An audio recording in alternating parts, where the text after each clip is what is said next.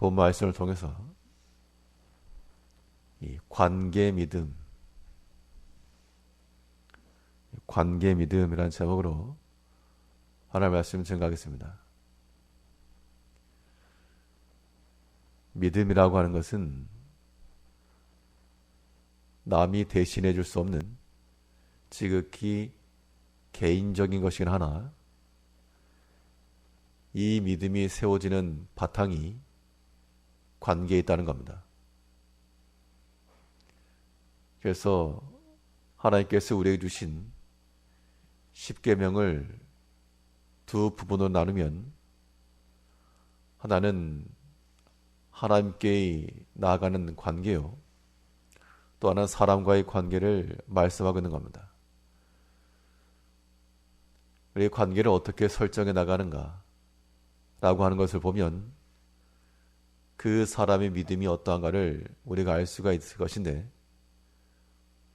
오늘 본문에서는 특별히 사람과의 관계성 속에서 우리가 어떠한 관계를 만들고 어떠한 이웃이 될 것인지를 보여주고 있습니다. 그러면 우리 성도들이 만들어갈 관계라고 하는 것, 어떤 본바탕 위에 우리의 믿음을 세워갈 것인가? 본 말씀을 더 살펴보시면 먼저는 초청하는 자가 되어야 될 것을 말씀하고 있습니다. 부르는 자가 되고 손짓하여 오게 하는 그런 모습이 우리 가운데 있을 때 이 관계성 속에서 우리의 믿음을 세워나갈 수 있습니다.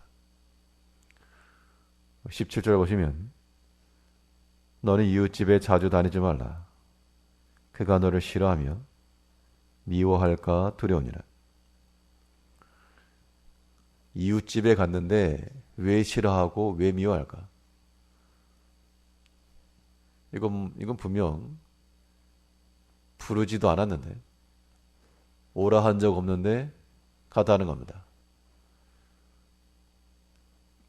이 관계성 속에서 먼저는 내가 주인된 입장에서 부르지도 않았는데 왔다 그러면 굉장히 부담스러울 겁니다. 그럼 이러한 문제를 해결하는 방법은 우리의 마음을 열고 먼저 손을 내밀어주고 또한 그 필요를 채워주고자 하는 그런 마음을 가지고 나아갈 때 여기서의 미움이나 다툼이나 모든 막힘은 우리가 방지할 수 있는 겁니다. 하나님께서 우리를 긍휼히 여기사 그리스도 예수를 통하여 우리에게 구원의 손길을 내밀어 주시고 그 구원의 초청함을 받아 우리가 하나님의 복된 자녀가 되었습니다. 본질상 진노의 자녀요, 우리가 하나님과 원수 되었으나 그러나 하나님께서 우리를 외면치 않으시고 그의 크신 사랑과 그의 큰 인내하심을 따라 우리를 부르고 우리를 초청하셨기 때문에 우리가 하나님과의 관계성 속에 들어갈 수가 있었던 겁니다. 성도들의 모든 관계성이라고 하는 것은 우리가 먼저 손을 내밀어주고 마치 하나님의 마음을 담아 비록 원수와 같을지라도 손을 내밀어주고 초대하여 주고 함께 나눌 줄 알며 품어주는 그런 마음을 가져야 됩니다. 이런 마음이 없으면 우리 믿음을 세워나갈 수가 없습니다.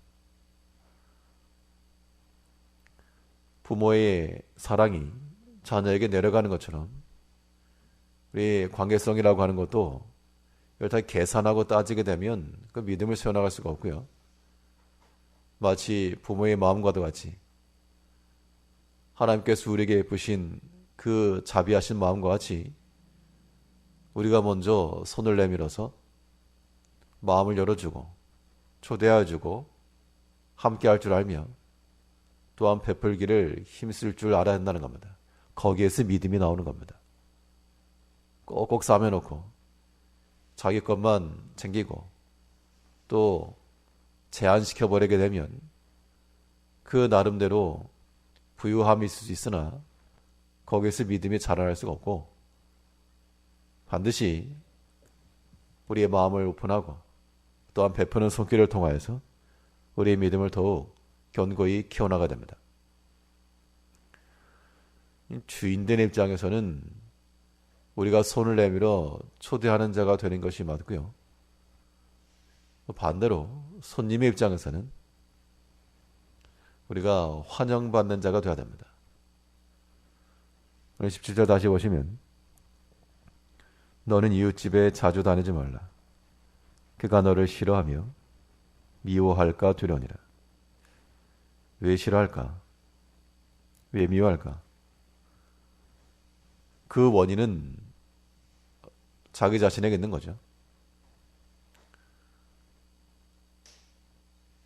부른 자의 마음속에 부담이 된다거나 혹은 이해를 벗어난다거나 이래버리게 되면 이 부르는 사람 입장에서 부담스러울 것이고, 그런 걸 좀 이해하면 자신의 말과 행실을 조절하거나 혹은 환영받는 자가 되면 될 것인데, 그렇지 못하고 사람의 자기 고집과 생활 패턴이 이어지다 보니 그것이 부담이 되고 혹은 이 관계성 속에서 믿음을 세워나가는 것이 아니라 도리어 미움이 생겨나고 반목이 생겨날 수 있다, 그 이야기입니다. 우리 성도들의 삶이라고 하는 것이 관계를 떠나서 홀로 존재할 수가 없습니다. 우리가 다른 사람으로부터 좋은 걸 받길 원한 것만큼, 환영받길 원한 것만큼 우리 또한 누군가에게는 그러한 환영받는 자가 되어야 한다. 근데 보통 사람들이 이 관계를 맺어갈 때 대부분 다 자기중심적이죠. 다 자기중심적으로 생각하기 때문에 다른 사람의 마음과 형편을 헤아릴지 못해서 도리어 그것이 마음을 다치게 하는 경우도 많이 있다는 겁니다. 이제 우리가 할 일은 우리가 사랑받는 자가 되고 환영받는 자가 되면 될 일입니다. 배제시키는 자가 아니요, 먼저 찾는 자가 되기까지, 그러려면 사람과의 관계성 속에서 교만하거나 혹은 고집을 부리거나 이래버리면 사람들이 부를 리가 없습니다. 또한 품어줄 줄 알고 다른 사람의 말도 들을 줄 알며 자신의 생각이라도 또한 접을 줄 알고 타협할 줄 알고 그런 마음을 가져야지만 환영을 받는 겁니다. 우리가 다른 사람이 우리에게 선한 것으로 또 겸손하게 나오는 것을 원하는 것만큼이나 우리 또한 다른 사람의 그 입장과 그 마음에서 헤아려 볼 줄 알 때 그때 관계는 풍성해지는 겁니다. 교회도 마찬가지입니다. 교회 내에서도 서로 다른 성도들 간의 관계로 이루어지고 있는데 이 관계성 속에서 미움이나 다툼이 아닌 서로 환영하며라 사랑과 이 믿음이 세워지기 위해서도 우리가 서로에게 사랑의 손을 베풀 뿐만 아니라 우리가 더 환영받는 자가 되어야 된다. 말에 있어서나 행실에 있어서 거침이 있고 공격적이고 불쾌함을 준다 그러면 이 관계가 잘 이루어져 갈 수 없습니다. 항상 우리의 언어를 살피며 행실을 살피고 그 생각과 사상을 돌아보아 이것이 많은 사람에게, 다른 사람들에게 선한 유익을 끼치겠는가, 여기까지 우리 생각이 미침으로 모든 관계성이 막힘이나 다툼이 아닌 환영함을 통하여 굳건한 이 공동체를 이루어져가야 됩니다.